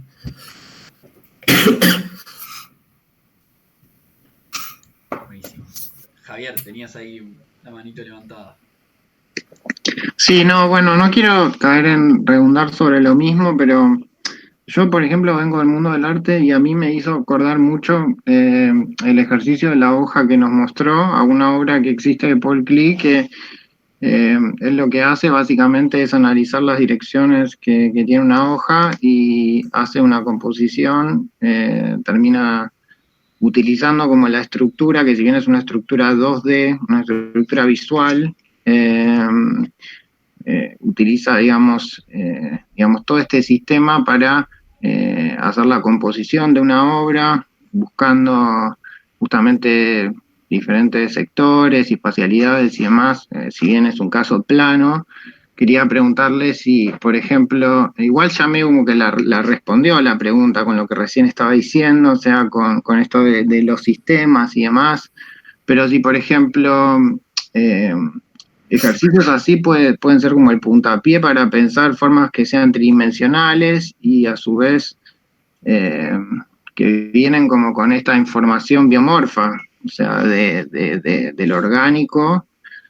Y si, por ejemplo, este tipo de estructuras que puede ir divisando en, por ejemplo, una hoja, pueden servir como un disparador para pensar realmente un proyecto arquitectónico con toda la plasticidad que acarrea como esta información, digamos. O sea, básicamente era esa la pregunta. Sí, puede ser un gran detonante a la final. O sea, yo creo que como depende cómo lo vayas como canalizando, ¿no? Pero de una hoja yo creo que puedes sacar muchísimas conclusiones. O sea, seguramente los nudos que yo saqué es una de las tantas alternativas que puedes sacar, ¿no? Digamos, porque la hoja también, y eso seguramente si eso logras parametrizar, imagínate, la hoja se deforma con el tiempo, se tuerce, se generan cavidades, en fin, o sea, como que estamos hablando también de un tema de pieles. Si tú dejas una hoja con el tiempo, por ejemplo, te va a quedar solo la estructura, por ejemplo, porque todo el resto de la piel se cae, ¿no? Entonces, creo que da para muchísimo, o sea, en serio, es como, es un mundo que puedes ir abriendo, ¿no? Y claro, dependiendo de esto puedes generar como que muchísimos prototipos, estos prototipos te pueden llevar a otra serie de complejidades y básicamente puedes armarte tu mundo ahí, ¿no? Claro que sí. Puedes generar taxonomías de estructuras, taxonomías de pieles, taxonomía de cavidades. O sea, es un ejercicio muy amplio, yo creo. Y claro, el resultado fue así a la final. Este fue mi mundo, digamos, pero el de mis compañeros fueron mundos totalmente diferentes, ¿no? Digamos, hubo gente que trabajó únicamente con pieles, por ejemplo, o estas pieles les llevó a generar unas masas, estas masas les llevó a entender el tema de la deformidad. Entonces fue como unos resultados bastante atrevidos, ¿no? Pero también creo que depende de cómo cada uno lo vaya explorando y cómo vayas agarrando el ejercicio, ¿no? Claro que sí. Muchas gracias por el aporte. Sí, Sebastián, la monstruosidad que vos todo el tiempo lo referís, ¿no? Lo haces respecto, cuando hablas de que la cosa parece medio un monstruo, pareciera que lo analizás sobre el producto, ¿no? Como sobre la cosa, en términos de comparándolo contra, no sé, un producto hegemónico que tiene determinadas proporciones, lo que es una casa, sin embargo esto parece medio un monstruo porque altera proporciones o da vuelta las lógicas en la que está prefigurado, preconcebido, por ejemplo, el uso de un material de una manera específica. Bueno, esa alteración tiende como a transformar con todo lo monstruo y lo trans, que como que hay mucha teoría al respecto. Sin embargo, viéndote, escuchándote y como viendo la relación con, no sé, mucho de lo que cuenta Radic, de buscar hacer cosas feas, ¿no? O una serie de personajes así como contemporáneos que trabajan salidos desde la hegemonía de lo que está bien, lo lindo, lo proporcionado, que son medio conceptos propios como de lo moderno, de lo europeo, lo que está impuesto. Veo atractivo que en realidad no, lo monstruo no es lo producto, sino más bien el proceso. Esta dinámica de cómo mirar, de cómo salirse de la forma de construir las reglas de juego. Vos hablaste ahí un poco de ese manual. ¿No? En definitiva, lo que hace monstruo la casa de Buster Keaton es la alteración en la regla de juego, es la que cambió algo ahí en la previa. Y veo súper atractivo esto de las obsesiones que vos planteás, del ejercicio de mirar, de mapear. Se acerca mucho, bueno, ahí lo citaste a Dani, al problema este de la curiosidad, de construir esas propias reglas de juego. Que entiendo a Dani le obsesiona mucho lo lúdico también. Eso es un problema común a muchos más arquitectos, arquitectas de ahí en Ecuador. ¿Sentís que hay como una condición contemporánea? No sé si es sudamericana, pero veo que ahí en Ecuador juegan mucho con esto de la curiosidad, de mapear, de construir dibujos a mano, y siempre saliéndose como de la mecánica del registro, pareciera así, como de encarar un proyecto en un proceso no hegemónico. No sé, los chicos de Albor, hay como una tendencia en Ecuador a pensar el proceso desde otro lado, puede ser que haya ahí algo generacional,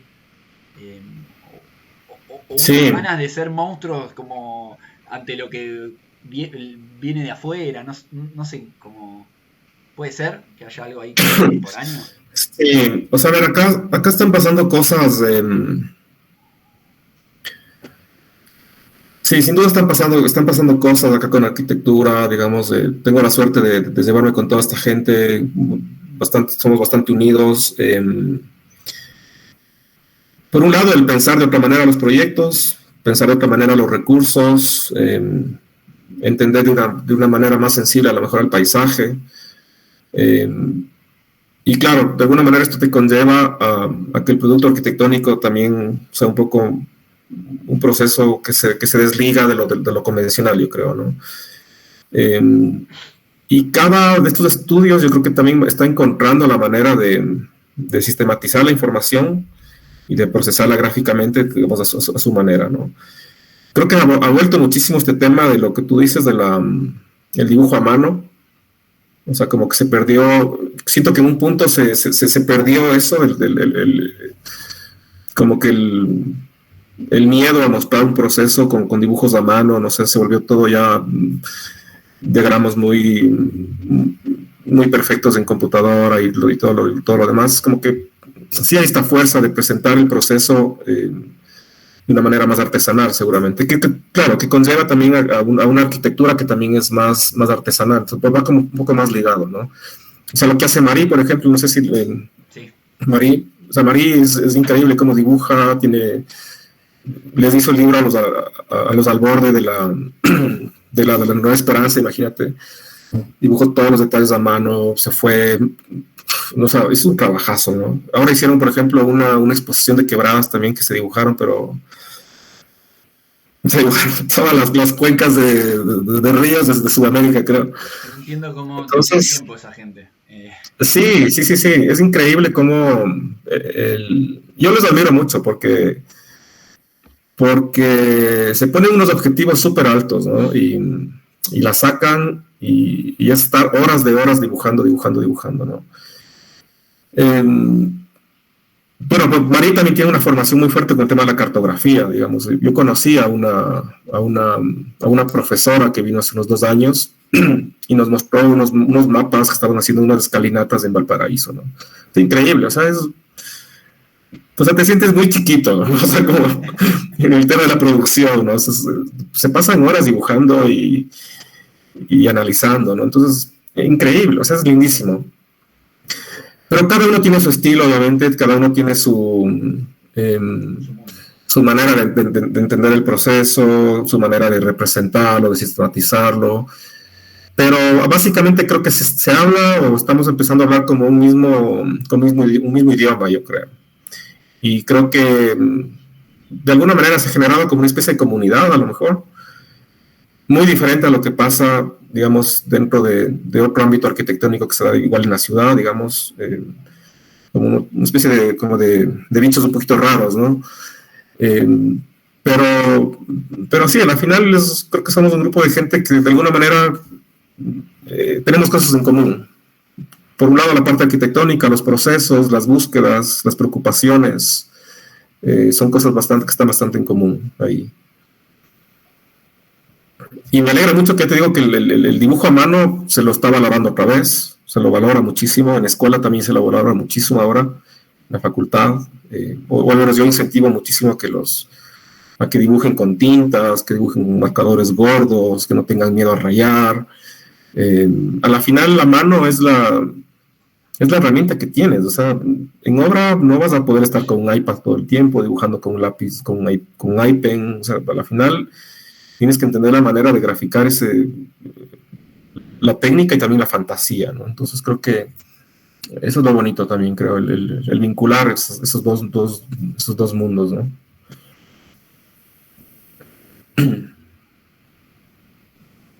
Me preguntaba un poco en torno al problema de la representación y justamente en torno a esto que estás hablando ahora del dibujo a mano.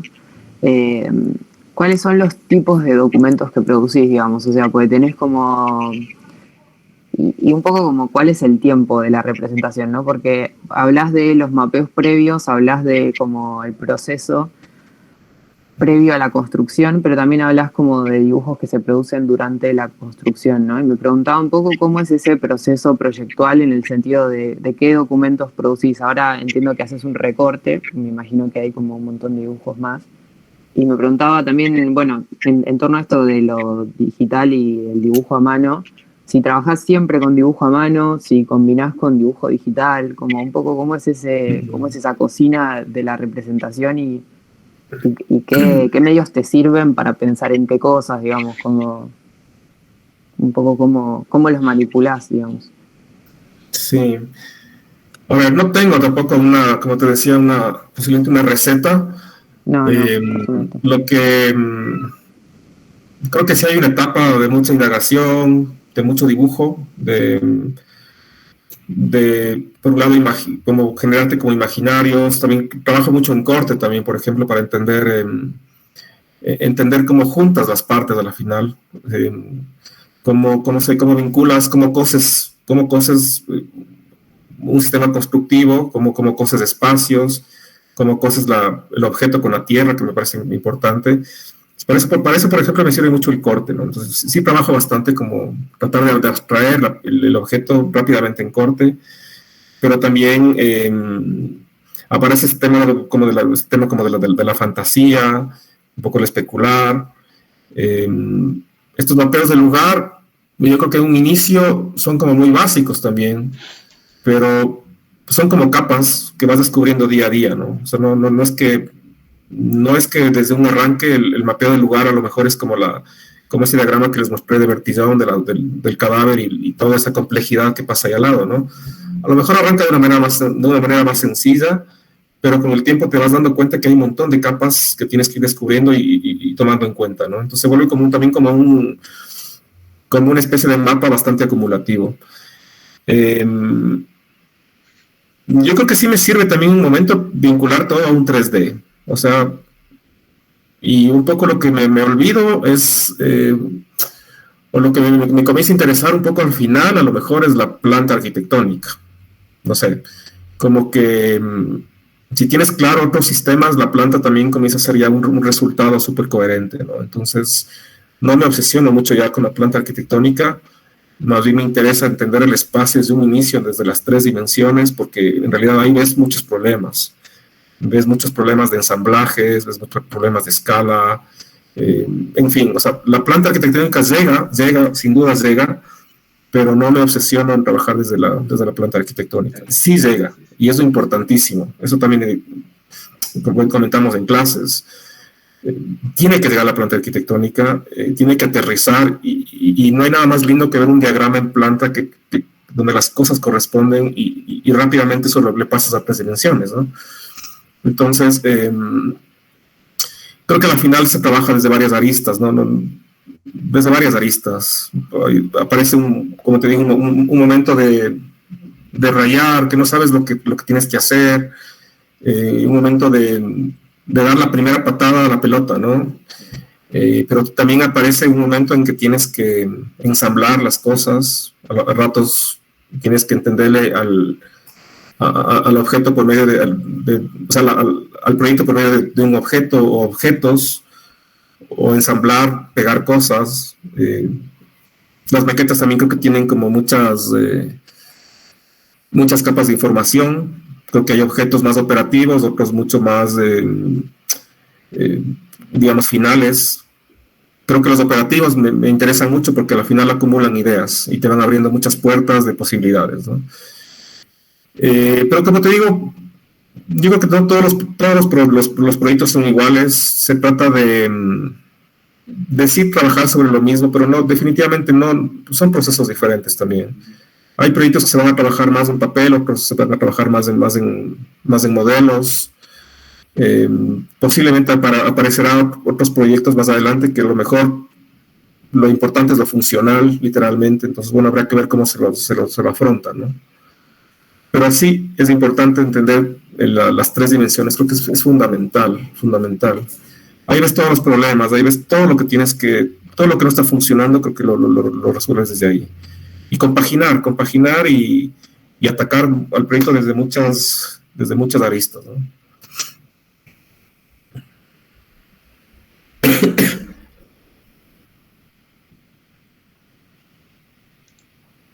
¿Alguna pregunta más? ¿Comentario más?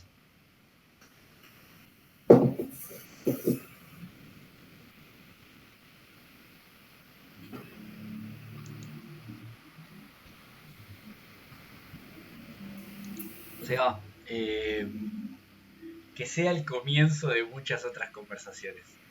Sí. Me encantaría, como les dije, mostrarles más cosas si quieren más adelante. Me encantaría compartir las cosas que hacemos en los talleres también. O sea, he tenido la suerte de estar en talleres inferiores, como formativos. Ahora, por ejemplo, estoy en un taller más profesional. Pero al final se habla de lo mismo. Eso les digo a los estudiantes. Al final les voy a hablar lo mismo a los pequeños y a los grandes. O sea, no, a la final ya es tu mundo, entonces tienes que ver la complejidad nada más. Pero sí, hacemos cosas muy lindas también en los talleres. Trabajamos mucho el tema de los objetos. Tratar de que también los chicos disfruten los ejercicios, ¿no? O sea, como que el momento académico es único, es irrepetible. Entonces, y es también para soñar, para especular, para preverse, ¿no? Entonces, a lo mejor a veces los resultados, como insisto, los resultados no son los esperados, pero a lo mejor el estudiante se queda con ese proceso, o una pequeña palabrita, o algo que descubrió, ¿no? Yo creo que eso es un gran éxito, aparte de que si el proyecto es bueno, es malo, ¿no? O sea, fracaso, me da igual eso, pero que se lleven algo, ¿no? Eso es importantísimo. Que descubran algo, descubran cosas.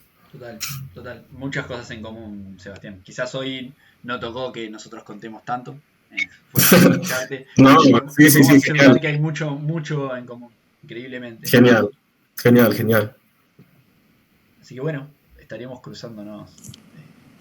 Esperemos presenciar en algún momento. Quizás te venís con los alumnos para acá, te recibimos. Increíble, sí, sería increíble. Generar más vínculos académicos también sería increíble, claro. Claro que sí. Gracias por tomarte el tiempo de participar y contarnos un poco. No, yo feliz de compartirles. Me hubiese gustado mostrarles más cosas de Atandahua. Pero bueno, a lo mejor cuando se termine. Es un proyecto que no sé cuándo se vaya a terminar, la verdad. Le veo inacabable, a veces está parado, pero es un proyecto que le hemos apostado mucho. Fue un proyecto de pandemia. Y por cosas de la vida conocí a esta persona que es una persona increíble, y soñamos todo el tiempo en ver el proyecto acabado, ¿no? Y este proyecto sí, literalmente sí ha sido el monstruo que tú decías, porque se ha ido alterado, lo hemos alterado, muchas discusiones, horas de disgusto, de consensos, bueno, algún rato les mostraré ese proyecto acabado, es lo que la ha puesto seguramente el próximo año. Me ha puesto mucho.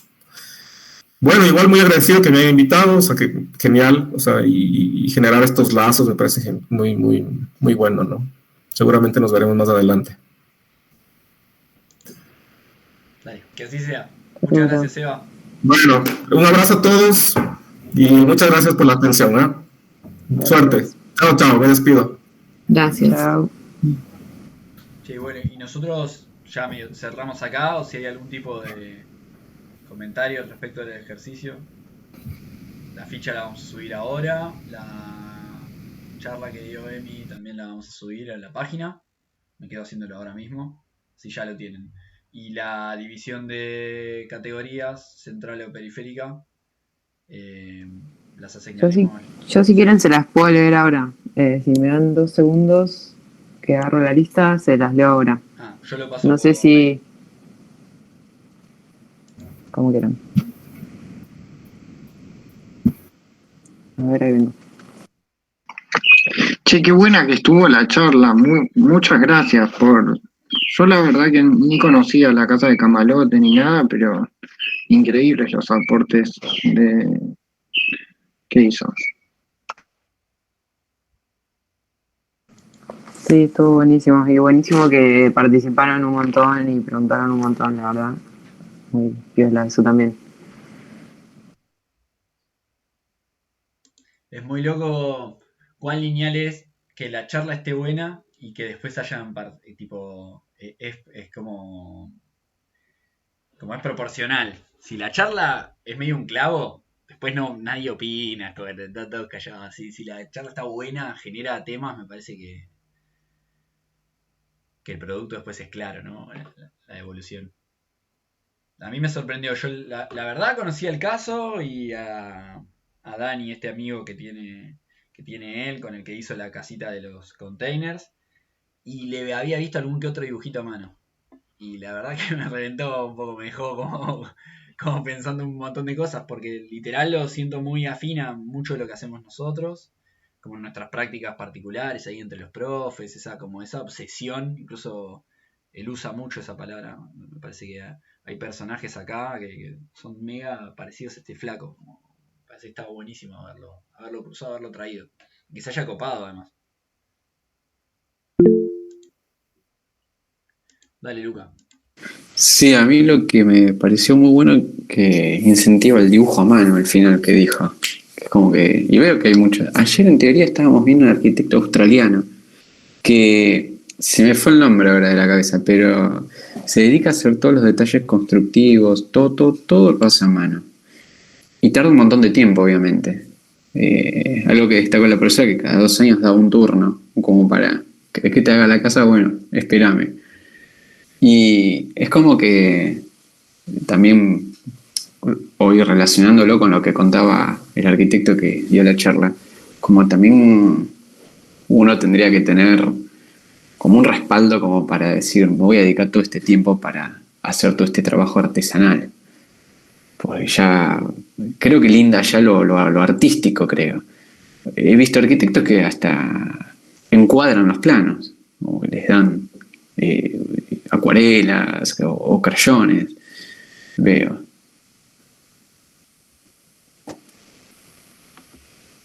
Al fin y al cabo, la construcción del mundo también implica una valoración de qué se quiere ver, dónde se quiere prestar atención, dónde se quiere emplear el tiempo, con qué herramientas se hace. Termina siendo todo una especie de, así como hoy hablamos, ¿no? Encontrar un dispositivo en un caso de estudio implica un acto de valoración, literal. Sí, Dejar algo, dejarlo, o sea, capturar algo y dejar afuera otra cosa implica valorar, decir que una cosa te sirve y otra no. Que por sí, ahí, no sé, ahí decías vos, destacar que vas a priorizar la profundidad sobre un problema más que trabajar 18 temas en paralelo, o que te vas a detener 2 meses a hacer un dibujo, más que hacer, no sé, determinada otra cosa, no deja de ser un acto de valoración, de discriminación, como de una elección. Y eso me parece sí, que ya el hecho de tomar la iniciativa de valorar o de criticar incluso los sistemas de valoración impuestos, ya es un acto como súper como revolucionario. Me parece que está buenísimo esto que planteaba Seba, de que es la construcción del mundo de cada uno. Hmm. Sí, se me vino muy a la mente también el arquitecto de acá de Argentina, Amancio Williams, que supongo que el mundo de él pasaba más por lo constructivo, y siempre él muestra cómo se construyen las cosas, más que lo bonito, o cómo se ve. Él como que le da mucho detalle al cómo, veo yo. Y sí, estuvo muy buena, a mí me gustó mucho la charla, no tuve preguntas porque a medida que iba hablando me las iba contestando y bueno, pero estuvo muy buena, me gustó mucho.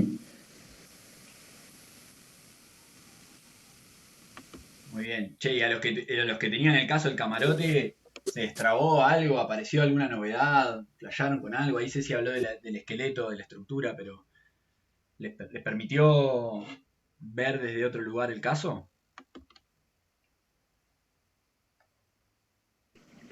Yo cuando pregunté eso, como que agregó lo del tema de la chapa, y yo al ver el caso pensé que es como que la chapa era un detalle muy definido por él y al final no era, o como que ciertas características, yo lo veía como que lo habría reestudiado y el por qué lo puso ahí tiene un significado, pero aparentemente no.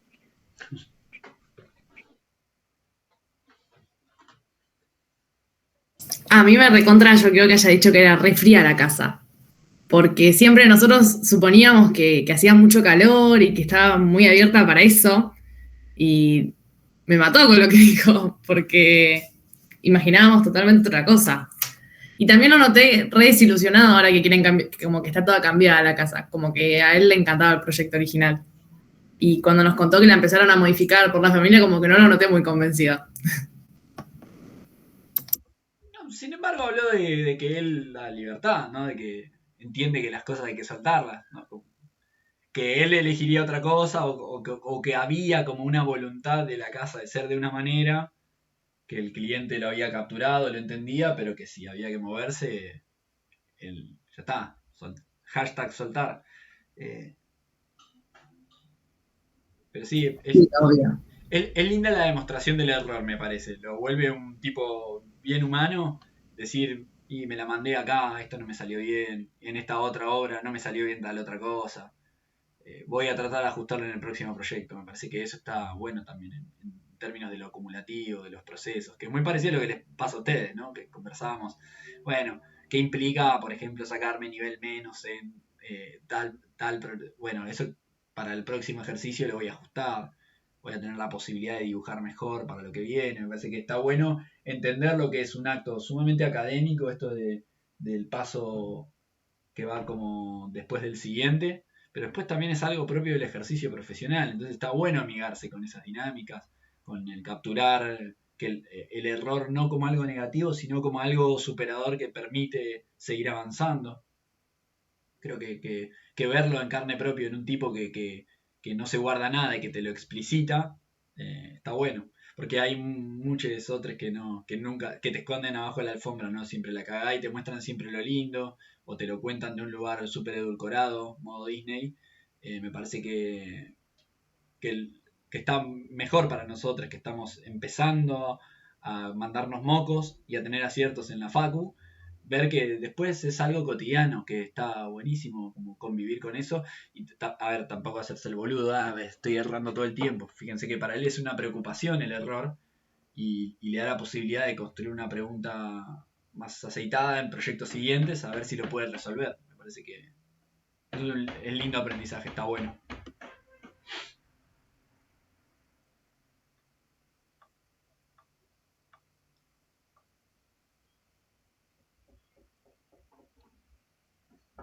Bueno, nada más. ¿Estamos?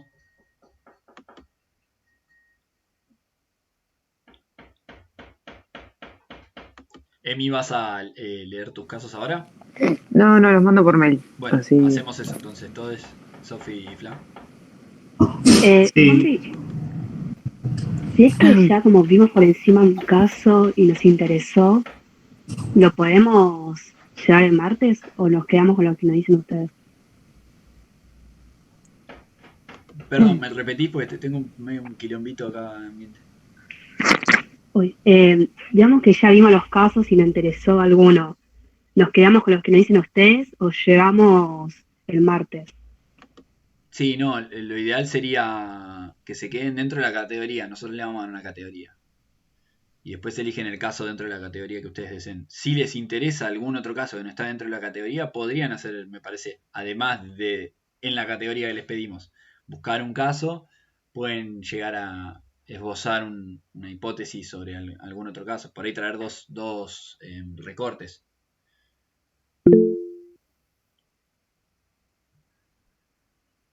Dale, Luca. Sí, yo recién me hiciste pensar que ustedes ahora me dan dos casos, uno perimetral y el otro que es más central. No, solo uno. Vamos a dar solo una categoría. Yo te voy a decir, Luca, vos tenés que agarrar un caso que sea central.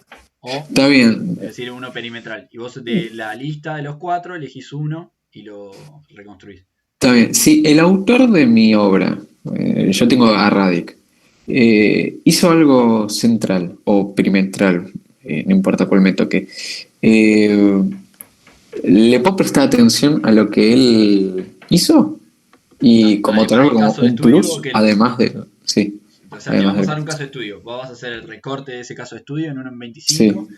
Pero yo no veo para nada mal entendiendo ahora estas categorías e incluso el concepto del dispositivo es algo que está apareciendo ahora, que vamos a ir desarrollando en lo que va en las clases, quizás rever a Radic, ¿no? Con esto que dijo hoy Seba en su charla, volver a ver algo, pero con otra mirada, con otra lente, con otro modo de registrar, con otro conocimiento en términos acumulativos. Si ahora aparece la figura del dispositivo, ¿por qué? Me parece que está buenísimo lo decís. ¿Por qué no volver a ver a Radic, pero ahora con este nuevo conocimiento adquirido? A ver cómo resuelve Radic, por ejemplo, la posición de un mueble, la ocupación de un objeto que dispuesto de determinada manera define un espacio, porque ese espacio es lo que es gracias a ese dispositivo. Parece tan bueno como volver a hacer ese tipo de capturas, y si eso después deviene en repensar alguna de las condiciones de borde, por ejemplo, de tu propio proyecto, me parece bárbaro.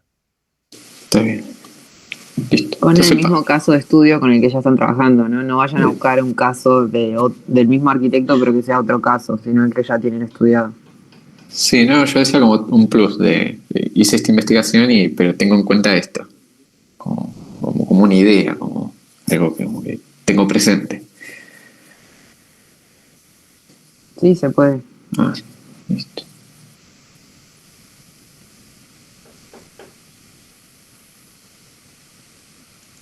Bueno, subimos toda la página, mandamos por mail el listado de categorías y nos vemos el martes en la facu. Bueno, dale. Perfecto. Traigan impresa la documentación del caso que tengan, además del recorte. Nos vemos. Chao, profes. Chao, hasta luego. Chao.